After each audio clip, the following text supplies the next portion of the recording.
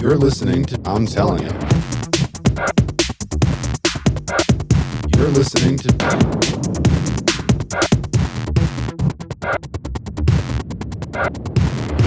to I'm Telling You. Hey fam, welcome back to another episode of I'm Telling You. I'm telling you. As always, your amazing antics-filled host, Philly D. Mr. Gemini. Clickety clack, a fact checker, Miss JD. Yeah, if you like to reach out to us, continue the conversation as we always ask, go ahead and hit us up, all three at ITY, directionsinmusic.org, or you can hit us up individually at GEMINI at directionsinmusic.org. or Philly D, PHILLYD, directionsmusic.org. Yeah, so, I don't know, this is, in case you're a first-time listener, this is a 30-year friendship of in-depth, comical, but seriously weird, True continuous. story. This is like one conversation that's just been continuing since we were 13, basically. I mean, But we just recently started recording. yeah, in the past couple of years, we've been getting at this. You wouldn't shut up about it. Well, somebody's got to put me in my place. I mean, you know. I was like, I don't know, man. It sounds a little weird. I don't think I want to be recorded. And I don't know. It's been an interesting run so far. Yeah, I think you were really, and you still kind of are more hesitant towards doing the video aspect, but yeah, I did get you to agree to this. And now everybody, you are so welcome. But I also feel like artistically it needs to stand out in a different way. That's why I was looking at the other angles of, tack. Instead of just straight on like video content of our faces the whole time. Because we've already talked about this. I got a face for radio. What? I mean, I think you do great. You know what I mean? Like, when we first really started getting into it, there was definitely the cognizant actions that followed being aware of equipment and like, oh, I have to do this and that and da-da-da. What is this? I'm still not talking into the mic. You're still having to remind me. It's not as often. And honestly, I think it's more so now you get into such a flow of expressing yourself that you really are just having the conversation, that you're speaking to the room, which may not always be towards the microphone. So It may not always be in the microphone. well, yeah, but there's definitely still that passion. There's still that piece of honesty and, what we do and how we are. And so, I mean, there's, yeah. We don't edit. We don't really subtract. I mean, I don't know about that. I can't add. I can't even pay attention. I can't. Yeah, but no, we don't. That's why I say this is Tangent just, Man. This is we love you, Tangent Man. This is really just, I mean, one continuous conversation that's been happening for 3 decades at this point. Right, because we've been doing that, What if CAT actually spelled talk? We've been doing that kind of thing like since we were kids. Like, I don't know. I feel like everybody does that at some point. Maybe they grow out of it. Maybe they don't. But I think it gets basically trained out of us. Like we're conditioned to let that go. But like the fringe stuff has always fascinated me. Like, why couldn't there be aliens? Like, are we so conceited that we're the only species that can exist in the universe? See, man, like, all right, so we started sending stuff back and forth. So conceited, Claire. You're so conceited. Dude, you don't think I know about pressure? Fuck you. Dude, that was it was a great performance by my Anthony. No, it's here. Like we've been going back and forth on the backside conversations because we do that, but we've been touching, I think, a little bit more on the whole. We are in a simulation video game kind of construct, matrixy kind of thing, and not that we believe that, but we've been exploring this as a thought experiment and just throwing stuff back and forth to each other. You could think of that, I mean, like, I just immediately think of that, like, you know, the depictions of pretty much every spiritual text written throughout all different races. I mean, it's basically what they're trying to explain, this different state, this other experience that is not based in this reality, in this air quotes reality. There you go. I said you got to get the air quotes in there. Good job, buddy. You know, in the confines of time and space, that there's another existence out there. And being that to me, that band that ties me to this body has been a little bit loosened by some of the trauma that I've been through, definitely makes the experience a little different. You know what I mean? Like it's easier to imagine, like, seeing this body as something different from me, reacting and going through its, you know, changes and gyrations and whatever it does. Gyrations? Like, what are you, I'm just Elvis? saying, like to be able to view it from an outside perspective, which is a meditative technique of sorts. Right.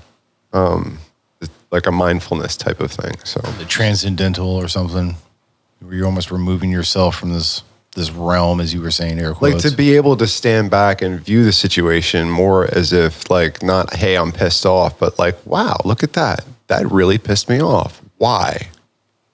You know, and being introspective and being, you know,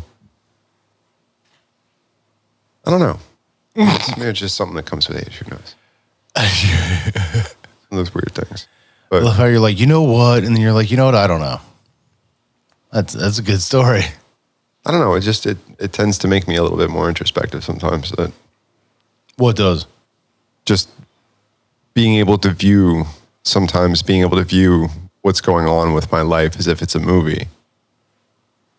Like, not taking anything personal in a way. Right. That's what I Like, was. I'm experiencing it. Obviously, I can feel the pain and I share these experiences with my body, but because of the experiences that I've had in the past, I guess I'm saying that tie has been a bit loosened because I've been banged around so much. So I feel you on that one. it's just, You're being in a human experience. I've recognized that I am the pilot, Yeah. that I am the pilot, and that for the most part, I can say I'm in air quotes control. Yeah, right. Hashtag control. Oh, jeez. But yeah, that's, I don't know. I mean, can you feel me? You know what I'm saying? Like that, I'm picking up what you're laying down. right? I don't know. Yeah, well, I mean, again, so we've been passing this stuff in the background, going back and forth on it, and I mean, I think data-wise, you know, because we talked about where consistencies or correlations don't necessarily promote fact, obvious. However, you get to a certain place where there's so many. Connection is not a correlation, basically. Like, Well, no, the correlation doesn't mean cause and effect. So just because there's something that can be drawn as a conclusion between two things doesn't mean data or, you know, knowledge or fact or any of that. right. I mean, But if I eat ice cream however- every time it rains, does that mean when I eat ice cream it rains? Like, no, there's a connection there, but it's not a correlation, is what I was saying. Well, One doesn't correlate to the other. Like, correct, yeah, my correlation. eating or ice not- cream doesn't cause it to rain, kind of thing. Well, I mean, it could, but who knows? Most likely That not. would be strange. I mean, maybe cloudy meatballs. I mean, Can't maybe in rain that all the world. time. It can't rain all the time. But that's the thing is when you get to a place where you start to see so many coincidences where it's like. But why are you like, and why are you seeing that? Like, What do you mean? I mean, I'd say that has more to do with the connectivity of your mind to draw those conclusions that they seem, you know what I'm saying? Because you noticed it was there, kind of thing. Like I feel you on that. what, or are you just bowing down to the power of your brain to be able to pick up on, or your spirit to be able to pick up on these things when they occur around you? Or are you hypersensitive to when it's 11:11? Like, you know what I'm saying? Like those people, and you're one of them that came to me one day and you said, it's just odd that I was seeing 9/11, 9/11, 9/11. And then we had the tragedy on 9/11 and you're like, it's almost like the clock's been trying to tell me this for years. So you're like, it's easier for me to count the days that I don't see 9/11 morning and night on my clock. Any clock. Like of all the moments that you could look at your watch, it happens to say 9/11. Yeah, I mean, Or digital, do you just analog, happen to pay more attention? You know what I'm saying? What do they call that? yeah, there is a. I don't know if that's like a cognitive dissonance thing or if it's No. There is a psychological term for that, though. like where you. I'm not recalling it offhand, but you know, it's the same thing. Like if you get a new car, like you get a Camaro, and then suddenly you notice a lot more Camaros on the road. It's like, wow, Right. there's so many more Camaros. It's not that. It's just that you're more tuned into it because now it's kind of like a part of you. The way you think of it, you know, it's like, oh, that's, you know, that reminds me of my Camaro. And I'm driving it, yay. You know, but you notice it like you're more hypersensitive to it. see, and I think it really kind of goes down, and that's kind of a scenario. I think it goes down to the whole programming your brain. You know, we talk about the RAC, the Reticulum Activation Center, which is where you basically program your brain to ingest all the information and cut out what it feels is not pertinent, and then leaves all the stuff where it's like, hey, this is things that you seem to be saying we need to look at and see. So it's not so much that you see it more, it's just the fact that it's always been there. You're just now taking notice of it. So there's that component to it. But yeah, no, Or is that the important part? The fact that you are paying attention is what you should really salute. Well, You know what I'm and saying? Maybe. And like you put it the way I would see it, where you're tuned into that frequency. Right. It's not that it's happening to you. It's happening with you. Right. Yeah. I Like mean, if a tree falls in the woods kind of thing. But I mean, it's on that level, it definitely is. It could happen a million times different ways, and you might never really perk your interest enough to notice it.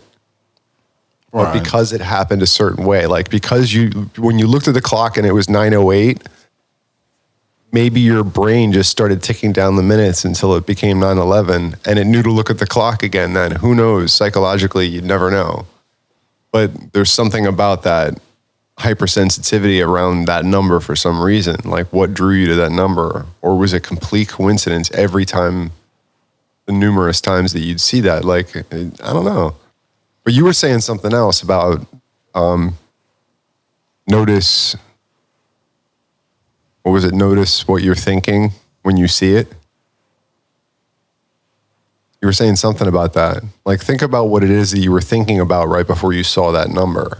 Right. Because you were saying something about like maybe it's trying to tell you something. Maybe that number has a correlation between your internal thoughts. I felt, Which I thought was kind of cool. well, right. And I mean, Yes, I agree. I still feel as though, And it's not mystical. It's where is your head at that point? And like, that's kind of a good way to remind yourself. It's not necessarily magic, but. well, like you said earlier, like I'm tuned into that frequency. So if and to me, that's what it signifies is like I'm on a path that is mine to be a part of. And as I attempt to transcend or, resonate higher, when I set into new patterns where it's like before these were things here, and then all of a sudden it's like, this is what's here, being able to recognize that and take, cognizance of it and do something with it and continue on. So yeah, I think it's a part of that as well. One thing that's really fun that I'd like to take with me, and maybe will sound more like a tangent or a side note, but there was a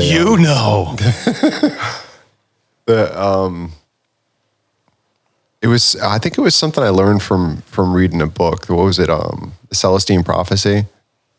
But I think something to the effect of the idea of like anything that comes at you, like you talk to a new person or you talk to somebody you know, everybody that you know and everybody that you meet in your life, especially when you're kind of attuned to a certain direction. I think we were talking about something like this at some point way before we started recording, but like when you're tuned into something, and that was part of the storyline of Celestine Prophecy, that people that come to you, like everybody has something that they want to share with you, but you kind of have to find a way to pick it out of them in a way. or figure out what it is that they're trying to tell you. Like everybody has a message to give you. And if you approach life like that, sometimes it's interesting to see what comes your way and just kind of ride the wave. You know what I mean? I really put it more towards the idea of like self-reflection where, yeah, every moment has a learning component to it, but you have to be willing to be open to it as well as accept your part, not so much your accountability, but, you know, sometimes it's just your part because sometimes it's not your doing or, you know, you didn't really have something to do with it other than you were just merely the facilitator. You know, you were a vessel for this action to happen. You know, accidents happen, as they say, but, you know, but there's still something to be learned from that. You know, hey, what was I doing? How did I do it? I'd say it doesn't define you, but in actuality, everything you do and everything you touch defines you. Everything you're a part of defines you. Well as all things of those nature define us as well. You know, the friends you keep is what defines you, as they say. So when you know, birds of a feather, when you have that same collective or group, you know, whatever it is that you're tuned to, that frequency, that's what you're going to have an abundance of. It's not until you set yourself to a different frequency. That's why Mom was always so critical of my friends. She could just tell. She didn't know, though. They're like, this is not a good future for you. You got to get out of this friendship. I know I'm not going to do a voice that, you know, that's... Threaten to tell your father about it. Want me to tell your father? Then you'll see what happens. Oh. I didn't want that to happen. I didn't want... Dude, I tell you what, man. I used to get beat, and then, if you know, a few times I talked back, then it was all of a sudden it became, you know, wait till your father gets home. Then it's like, yeah, no, you can keep beating me. It's cool. Strangely enough, the worst thing was the silence or the very, very quiet, very still voice. Like, that's when you knew. Like, all right, just keep your distance. Don't look him directly in the eye. I don't know. Pretty much whenever I got beat, it was like right then and there. Unless, you know, like I said. It's not even that. It was just when he got quiet, you knew. No, dude, there was only one time that I actually recall, and I wasn't even directly a part of this. I merely heard it. And it was an incident between my father and my older sister. And they're having an argument. Long story short, it gets super heated. And then we hear a slap. And you could tell it was like a face slap. And my mom and I are like in the house, but off to the side. So we can, as soon as we hear it, we're just like, oh shit, he slapped her. Like figuring... No. You know, she said some shit that it was just like, it finally was like, what? No. She said some shit and then just straight up slapped him. And he said nothing, like no reaction. He literally just walked to his keys, walked to his car, started it, pulled out, and left. Oh. And like we had no clue. I'm going to remove myself now. Oh, you do? Apparently he went for the safety of myself and others. He went to the movie theater and saw like 2 movies in a row or something. There you go. Just to like, I'm gonna sit here. I am sitting here. That's what I'm gonna sit. Okay. Sit here. And then when I'm done that, I'm gonna sit here some more. Yeah, no, that was the only time he ever went silent. And yeah, I mean, definitely, because I was used to reaction. Right. Usually adverse reactions. Not to say that it wasn't warranted on time to time, but I mean, like with a boy, you just rip him up and slap him back. I mean, I don't know. Like there's that moment where you go, okay, I can't do that. I mean, is it fair? I mean, my father was always a much larger, like, I'm not going to say, wise. I'm not speaking of my dad because my dad was never a violent type. Like I can't remember ever. My mother did most of the beating. When my father did it, he was old school, just like grip you up, smack you on your bottom. But you're talking like 6'4", 220, all muscle, open palm, just like, you know, coming up off the ground. He's stretching back so far, about to slam you. He could just lead you around by your elbow. Dude, he'd pop you once or twice, and you you definitely did not sit and you slept on your stomach for a couple of days. A couple of days. Oh yeah, dude. There's a few times where I had to. Yeah. Again, I'm not saying that they were not deserved at any point in time. However, Wow.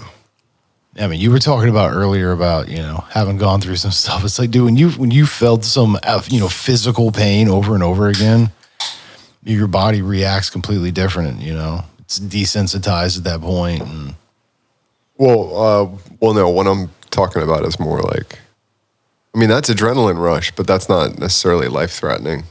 For most of what you're talking about, it's just standard American dad physical punishment, which I didn't get a whole lot of. My dad honestly wasn't like that. Not with me anyway. you weren't really a bad kid at all. And I wouldn't say overall, I wouldn't say my brother was ever really a bad kid. He was too smart for his own good for the most part. I can definitely agree to that on many levels too. Not even just like intelligence, but like smart aleck. Well, I mean, that's the problem. Like it's kind of hard not to have an attitude where you're like, all right, well, I mean, do I really have to listen to you? Well, I mean, yeah, You're especially 40 years old doing this, like, and you're going to tell me what's what? Yeah, right. So could be some of that, just like, kind of makes you a little bit aloof. You know what I mean? I mean, and that's what I'm saying is when you're on a level where you've seen some things or some things or you've had some conversations with yourself, you're aware of some stuff, regardless of what that age is or what your background is or any of that kind of stuff. When you have cognizance, you definitely carry a different air about you. Yes, I would agree with that. And yeah, we're usually a little bit on the trying side, especially with authority figures. Yeah, where there were, no, but there were times, short periods of time in my life, a couple, I don't know, 15, 20 years ago, where I could be in such a state of relaxed calm that I would actually kind of, in a way, like draw people into my influence and make strangers smile and just kind of overall like affect my area just by being like, and not saying anything, but just being me. It's almost like I was just kind of tapped into it all. We all right? You okay? And I mean, I keep coming back to the idea of just doing multiple experiences, and not only that, but again, just the self-reflection in it, the willingness to accept your part, whether you're holding yourself accountable for your actual actions or. Let's not talk about who did what. Yeah, pretty much. But and that's really the bigger part is you can't get caught up on that either. You just have to see what it is for what it was, learn what it is, and move from there. It really is just, and that's why I was like, it really does come down to that whole self-reflection. Because I mean, you can have experience upon experience and tons and tons and tons of all this input and data, but until you actually do something with it, which to me is that self-reflection component, when you actually try to assess it, understand it, and even further remove yourself from it, truly separate. Because I think as you can separate the physical from the spiritual and the emotional and all that, it really does allow for you to come together even more whole. You can kind of like get out of your own way in a sense. You know what I mean? Yeah. Yeah, I feel that. I'm definitely a firm believer in self-reflection. The quickest way to throw me out of that, though, is start an argument with me, like a heated argument. And I lose that grip. Like I start getting into the argument then. What do you think is your trigger for that? I don't know. I mean, maybe it's when I feel like I'm being attacked. But, you know, and that's one of those things, the same thing. Like, if you're able to, in that moment, where I realize as I'm getting older, it's easier for me to do that little by little, or get into the moment where you're able to look at the situation as it's unfolding around you and go, wow, why did that trigger a feeling of anger? Kind of thing. Yeah. Know what I mean? Okay. So not saying that you don't experience it, maybe in a negative way, if you want to put it that way. But you evaluate it while you're experiencing it and detach emotion from it. And then hopefully, you know, apologize. Come clean. Explain yourself. That's why you just start most of your statements with no offense. Because then you can just insult them. You're like, I said no offense. No offense, but you're an asshole. Pardon my French. Asshole here. Not to be rude, but. Yeah, no. I always love that phrase. No offense. Like, Just you get a kidding. choice in this? Especially when you kidding. started My like favorite that. is- Like, Yep. When one of the higher ups want to talk to me and they're like, can we talk to you? I was like, can I be frank? And then that kind of gives me permission to just say whatever I want because they allowed me to be frank. see, I would have backed it up and be like, no, but don't call me Shirley. Hey-oh. Sorry. That's I mean, just, you could be whoever you want. I mean, I don't be like, I'm not sure we're role playing right now, but who's this Frank character you keep going on about? Franklin? Franklin what? Frank Sinatra? who do you want to be? Frankie Two Thumbs? There's something you want to tell us?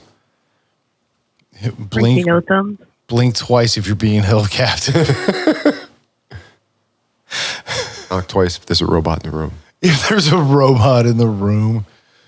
I mean, technically, there probably is a robot in this room. I mean, They can make them as small as like little flies now.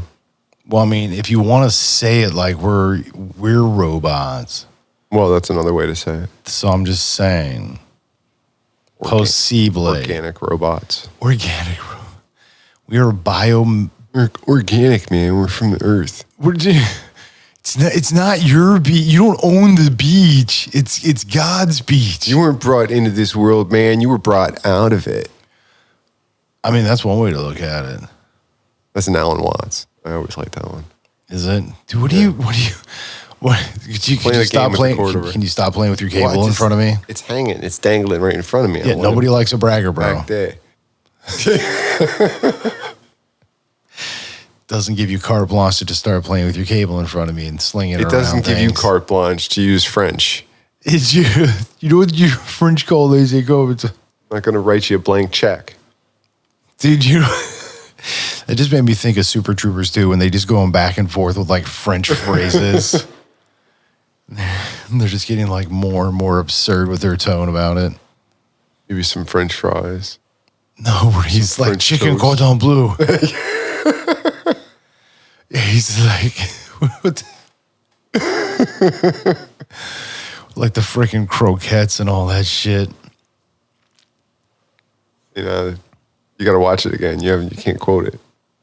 Dude, I mean, what's going on? I honestly, because think about it. I've only seen that movie probably 5 or 6 times. Only 5 or 6 times. Yeah, and I never concentrated myself on the plus. I mean, dude, it is. Oh my god, it's just there are so many different components because they're just like, and some of them aren't even full French. And Who wants creme fraiche? yeah, right. But no, then they go off and talk about the. What's the joke where he's where the key to happiness is happiness in your asshole. And he's like, I'm sorry. He's like, yeah, happiness is a key to the key to happiness is a penis in your asshole. And you're just like, Happiness. yeah, he's like, to be happy, to smile. He's like, oh, happiness. You're like, yeah, happiness. And then he's like, in your asshole. And they're like, no, I don't quite think he got it there. Household. He's like, yeah, your domicile, your apartment, you're like, oh, your household, the key to key to life is happiness in the household. Oh, see what we thought you would. No, we shouldn't. No, he would like this. This is gonna be great. What we thought you said was the key to a happy life is a penis in your asshole. No, mierda, you are married. He just starts rambling off and just like gets all pissed off. You are married. Everyone think you want to fuck you. No, I don't want to fuck you. That scene is hilarious, especially because they come walking up. Well, you just did the whole thing for us. Well, that was the back half, but they come when they come riding up on horseback, and he's holding the red rotating light. You know, the police signal that should be on top of the car, and he's just like holding it in his lap. Like the most absurd shit ever. It is absurd. That's what makes it fun. Well, because it's just like in the first one when he comes up and he has the flashlight not only in his hand, but it's also lit and it's daytime. And he's asking him for his license and registration, and he's like, I think I already gave it to you. Do you already have it? He starts freaking out. You know why I pulled you over? Littering and Yeah, no, that's when he's just like, I'm sorry guys, but I have to give you a ticket on this one for littering and littering. And they're like, littering and he's like in the back tripping balls. Littering and smoking the reefer. Oh man, candy bar. Dude, that is still like honestly the snozberries taste like snozberries. That is still to this like that is one of my all-time absolute favorite opening scenes to a movie. Right? Like it's just I mean, you just get right into it. It is nonstop. You get at it, and then you end it with "You boys like Mexico," and he's doing donuts out in the parking lot, and that's how the movie starts. Like, dude, come on, man. It's just and the one kid's like tripping face the entire time too. Well, yeah, because he ate like a quarter of weed or something, and like an eighth of shrooms, or maybe it was an eighth of weed and a quarter of shrooms. That had to be like $250 worth of shrooms. I know, he's like that. That was like what, like maybe like $100 Yeah, I'm gonna have to get that. You know, whenever you got it. That's not cool, man. Woo! You know what? I'm already pulled over. You know, I like when they're just like pulling away and they're taking off. He's like, man, it's a good thing. I was about to bust a cap. Yeah, pop a cap in that pig's ass. And they just like come flying backwards in reverse. And they're just like, what do we do? I don't know. What do we do? I don't know. And like, pull over. We already are. He already is pulled over. He can't pull over. I can't pull over anymore. He can't pull over any further. Yeah, that whole scene. Like, dude, it's just classic. I'm telling you, man. That whole segment. What do you guys do? Oh, we were just going over the border for some fries and gravy. Sure. Oh, you almost made it. Oh. And I mean, that's just the opening scene, dude. You know what I mean? Like, right. Dude, there's everything right about that movie. And chugging syrup. Ursula. Ursula, come in, Ursula. Hey, we found this blow up doll in your trunk with your name written all over it. Oh my God. Yeah, that's just gross.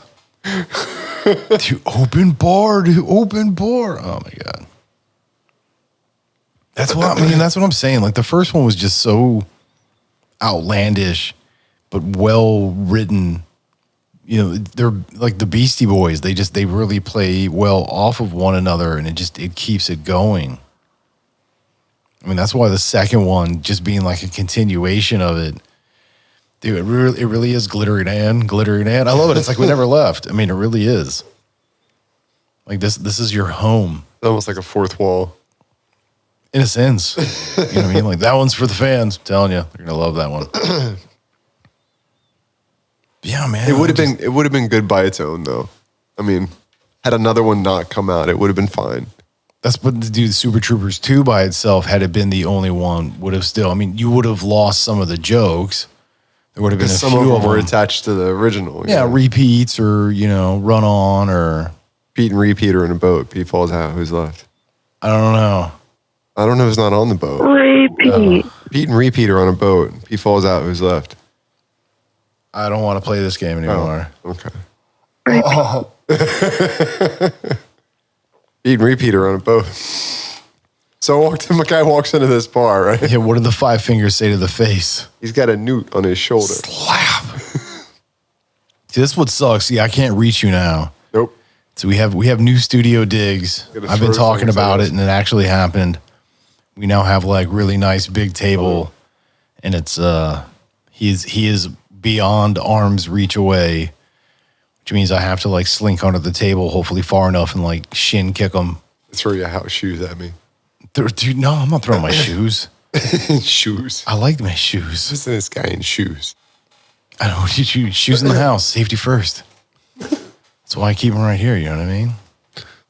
Slides, easy to get in and out of, comfortable, Right. practical. They work well. They are my friends. They have saved me many a times.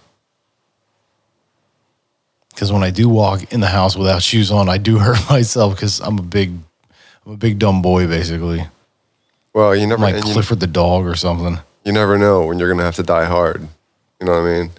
You walking around on glass and stuff, having to take out terrorists. I mean, you never know. I mean, gotta be ready with a pair of slides right next to you. I mean, if you want to look good too, just saying. I mean, they're not just practical, man. They look good. It's a statement. they look good when you're firing your AR. Well, I mean, what don't they look good doing? You know what I mean? Let's be honest. It's like Men in Black, where it's like, I make this look good. Yeah, pretty much. Yeah. I don't know. My typical go-to when somebody wants to make a wisecrack about my shoes, I'll be like, I was like, what? I was like, good enough for Jesus, good enough for me. They're just like, well, can't really argue with that. It's like, yeah, that's what I thought you'd say. I'm sorry, you got me thinking Men in Black and like, why'd you shoot the girl? Yo, man. Look, these guys are just hanging out. I mean, it's late night. This guy's obviously getting his workout in. Well, he's like, I see this guy over here snarling, and then I realize he's got a tissue in his hand. He's not snarling, he's sneezing, right? And then I'm looking at this other guy over here. He's just, hanging out, and I'm thinking, maybe he's up to no. It's like, oh, he's not. He's actually exercising. Like he's just working out. How would I like it if you came down to the gym and bust cap my head? Like, And here's this girl. What is she, like 8? I don't know. Then we got 10? this girl with like 4 or 5 years old reading, these Quantum physics. Quantum physics. She's up to something, man. And in 3 a.m. in the middle of the hood, that girl is way too young to be reading that kind of book.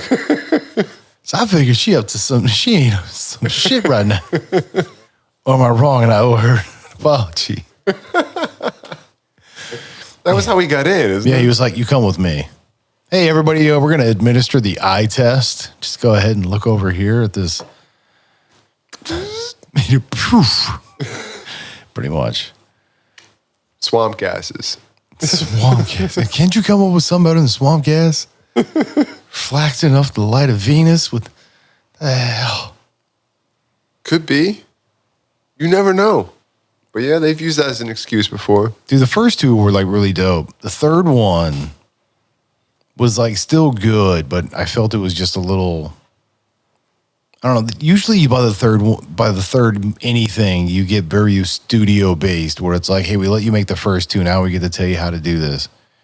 And it's like you're ending it, man. That's when you need the most input, right? Like, no, it has to have this, this, and this in it because that's what tracks with our. And it's like, but then it's going to be the same movie. Well, yeah, that's why I'm like, that's why I don't like really do going to that. the movies, because even if it's something new, it's still the same shit. And I don't want to pay good money to go see the same shit. It's like I can stay home and do that for free. Right. You know what I'm saying? Go to a friend's house or something. It's probably on at the bar somewhere. I can drink a like- beer while I'm doing this shit. I mean, I guess if it's an action movie, there's, hopefully it's different enough, but you don't expect a lot from an action movie. See, that's why But like, I like a thriller, something that's got you on the edge of your seat. But like, that's when our dude told us about that movie Boss Level. That was like one of the first new movies I had seen in a while where I was like, okay. You want to watch it over and over because you get something different every time. Yeah, and I mean, Free Guy, the Ryan Reynolds ones. Hilarious. Free Guy is awesome too. Yeah, that it almost was one of those ones where I was going to watch it more and more. But, you know, honestly, like Boss Level, I've watched that one a few times now at this point. Whereas Free Guy, I was like, I watched it once and I was like, yeah, it was pretty good. I like it. Boss Level is awesome.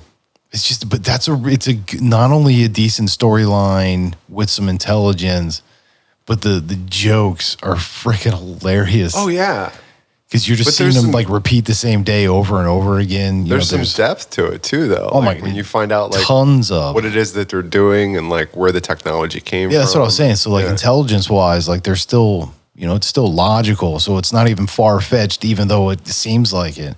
You know, but it's when you basically, have the it's the ultra violent version of Groundhog Day. It's like Die Hard meets Groundhog Day. Yeah. Yeah. Yeah. Well, and then some. It's more like Enter the Dragon meets Groundhog Day. Because everyone's coming at him. You know what I mean? Like, a Game of Death. Game of Death? Is that it? But technically, he goes up the building. Wait. Oh, I can't think. I love how we're debating what's it associated with. That's how unique it is. Was it? No, not Pierce. I'm trying to think of the other action characters back in the day, but the one was like he like set all these traps in his house. It was basically like the grown up version of Home Alone, and I can't remember the name of the actor that did that. It was an action actor. I'm not Jason Statham. Not Pierce Bronson or Brosnan. No, Brosnan. I can't think of the. He was one of the 007s, wasn't he? But he did some other stuff too, right? Like he did some other action movies. He's done a bunch of different action movies. I can't think of the name of this one. It is a classic. But I remember vividly one of the scenes was he set up like a springboard right by the window so that if you triggered it, it would just pop right out towards the open window. And like he caught like the guy's two front teeth on it. Like he came back to check the trap and it was just the plank was just sitting there. It's got two teeth sticking in it. That's gross. It was a typical tough guy movie from the 80s, I guess. I don't know. Is it from the 80s, do you think? I want to say late 70s, early 80s, maybe. Really? Just going back. Wouldn't that be, no, then I mean, was he a 007? Is that the... No, it's not that Pierce. It's not Pierce Bronson. It's... Who the hell is it? Who are the martial art... It was... Chuck Norris? Chuck Norris was one of them, but there was another guy that was like a real tough guy. I can't... Right around the same time, the same era of martial arts related TV tough guy. Like white guy or... I can't think of his freaking name. I mean, American, Scottish? Like, you got to give me something. I don't freaking know. Kid. Peggy Bundy is his sister in real life. What's her last name? Peggy Bundy? Oh, that's, what's her name? It begins with an S. Her first or last? Dude, this is horrible. Last name. You're the fact checker. What are you asking? No. Well, I'm pulling up the Pierce Brosnan thing right now. Not yet. Boy, I don't know why that name came to mind. It wasn't the 007 guy. It was a totally different guy. It was maybe from the mid to late 70s. Maybe I'm a little... Again, like white American. Can we get some more? I guess. I mean, European. Only when you're in the bathroom. Tannish white skin. Like I'm seeing like. Don Johnson. No, not so pretty. Van Damme. But not so pretty. No. So from the 70s, yeah, there was a guy named James Milton Kelly. No. Dude, I mean, you're killing me. Smalls. I know, it's driving me nuts because I wish I even knew the name of the movie. That would make it a lot easier. Dude, I mean, it's not like you can like Google movie with two front teeth. You get like the chipmunks. And Christmas time. Who knows what you get? Who knows? I mean, with I'm doing it, you don't want to know that search. Steven Seagal. No. It was before. It was definitely before that. It was like before I think he even came into pictures. Oh no, Charles Bronson. Charles Bronson, was that it? Oh, it's another one of those. I'm thinking martial artsy, like relatively short guy, real tough guy on TV. I mean, he did. He did a number of movies that were like He was basically pretty an brutal, alternate version of Clint Eastwood in like Dirty Harry stuff. kind of like the martial arts version. Yeah, I think. Well, no, he did like the movie Cobra, I think, or something. Or no, that sounds familiar. Yeah, that might have been him. But yeah, no, Charles Bronson. I want to say is Charles like Bronson. That's yeah, totally late it. '70s into the '80s. I would agree to that. See where I got see the Pierce screen? Brosnan? It was something broad. That guy. Something. Yeah, that's that dude. That's Charles Bronson. I can look it up too, but I can't see that far. Dude, I saw that was Charles Bronson that she was showing. But He's got kind of a tannish, and I think with the big sideburns, dark hair. yeah, big thick mustache. Yeah. Yeah, usually wears like a Scully or something. But he was always like a super, super tough guy. Like you Yeah. just didn't mess with him. He was like a badass cop detective dude. Yeah. So I said he was like a alternate Dirty Harry type. Yeah. So yeah, I mean, yeah. Yeah. Yeah. Yeah. Fucking Charles Yeah. Bronson, Yeah. bro. Yeah. It says he's known for his granite features and his brawny physique. There you go, bro. Tannish. Tannish features. What? Yeah, that's what you said. Yeah, he is. I mean, I'm thinking like what? I mean, like white. I guess he's white. I don't know his like I don't actual know. Italian. familial orientation Greek. or anything. I don't know. Maybe he's mixed. Maybe he's like a mutt. I don't know. Not important. Maybe he just hung out at like Venice a lot, and he was like always His working last out. name is and- really Buczynski, so I'm going to go with Polish. I mean, so maybe he did just hang it down at the beach a lot, and that's why he had great skin. Oh, I use his cocoa butter. He probably uses cocoa butter. Oh my god! What do you do when you're done with the cocoa butter? You put it in the basket. He's actually from Philly. But I feel why is this a question? Like I think at this I point just saw like this whole conversation back and forth between the roommates talking about like how he hates when company comes over because people don't put the lotion back in the basket. or like he's in the bathroom and he's like yelling, "Oh, your friends never put the lotion back in the basket." It's just like sitting on the counter. I mean, I don't mind if they use the cocoa butter. It's good, but just put it back in the basket. I'm gonna go now.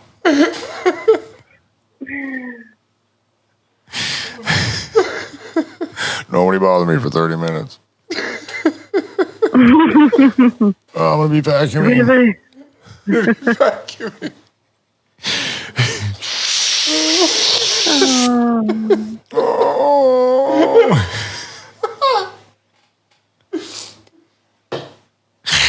Don't you knock? Oh, didn't you see the sock? We talked about this, didn't we? Sock on the door, lotion in the basket. This is the rules. Oh my god. That's their house rules. Rule number 1, lotion in the basket. Rule number 2, obey the sock rule.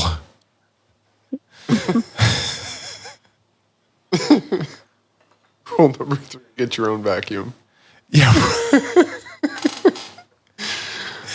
Have you seen my Hoover? Have you seen my Hoover? Oh, did that new Dyson come in? It's got this cyclone.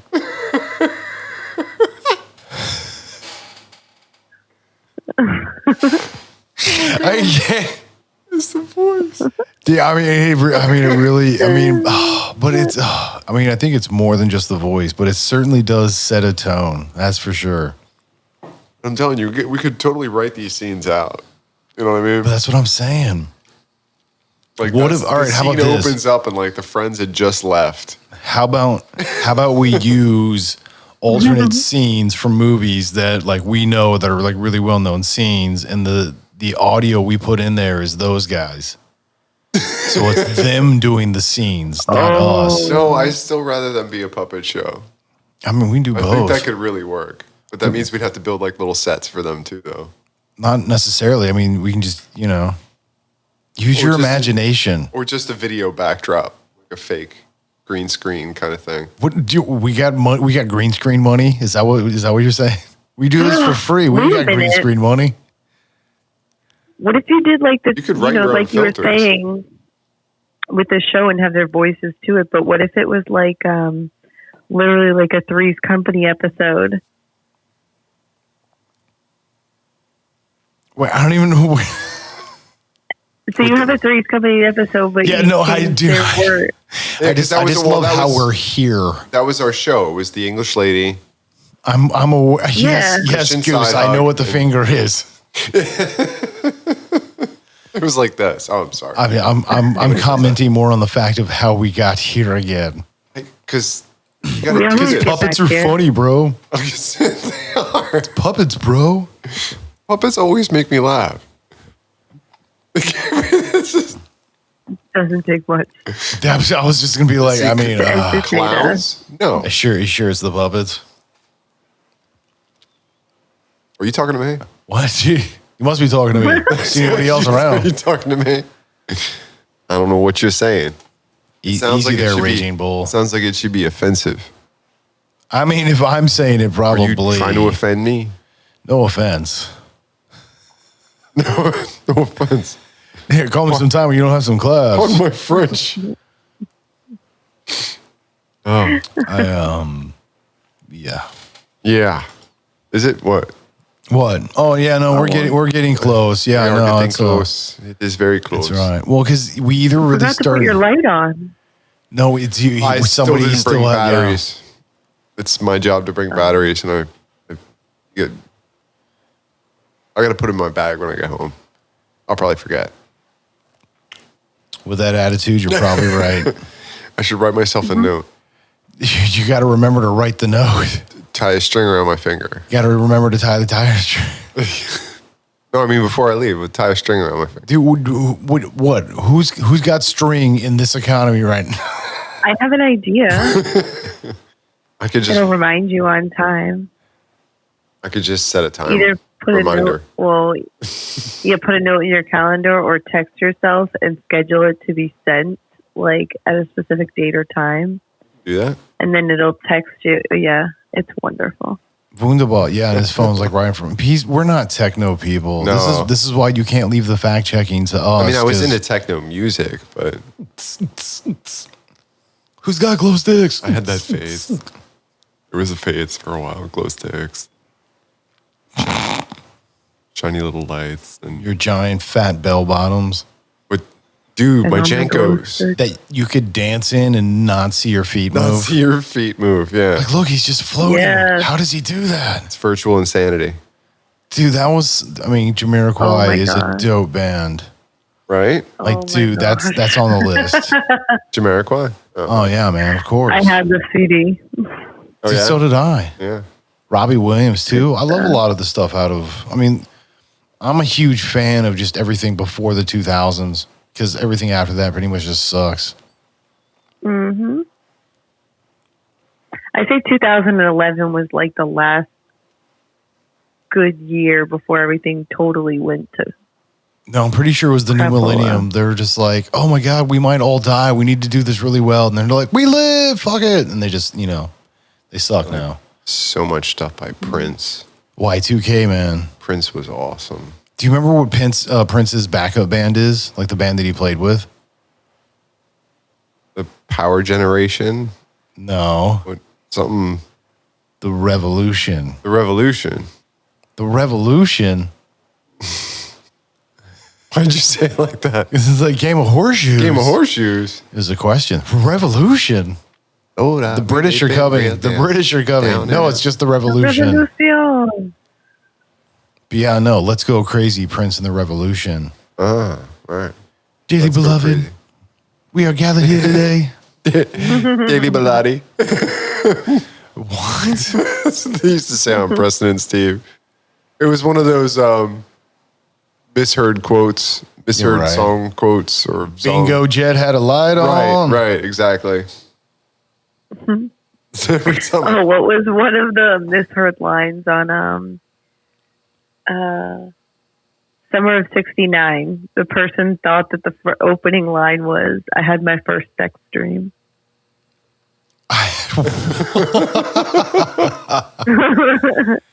Instead of I got my first six string, Yeah. I got my first.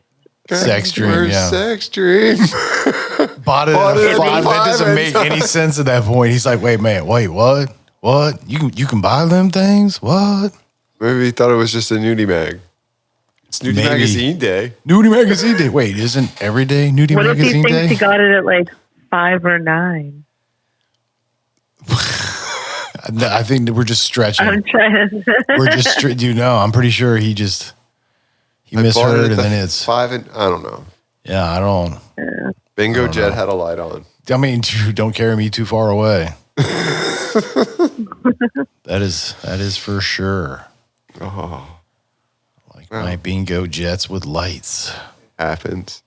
I mean, I know I'm not the only one that's been wondering what quotes are or words are in certain songs that I've been listening to for years, and then I'll finally figure it out, and I'll go, "Oh." Dude, I remember watching. There Like was I've been missing it. Like I kind of go remember over that part. Like I just don't know what the words. Yeah, right.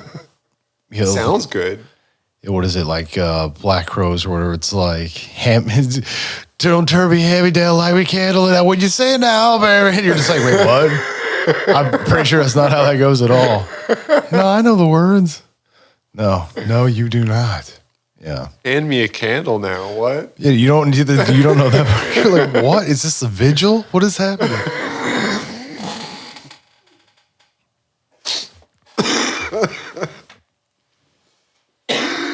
He's all choked up.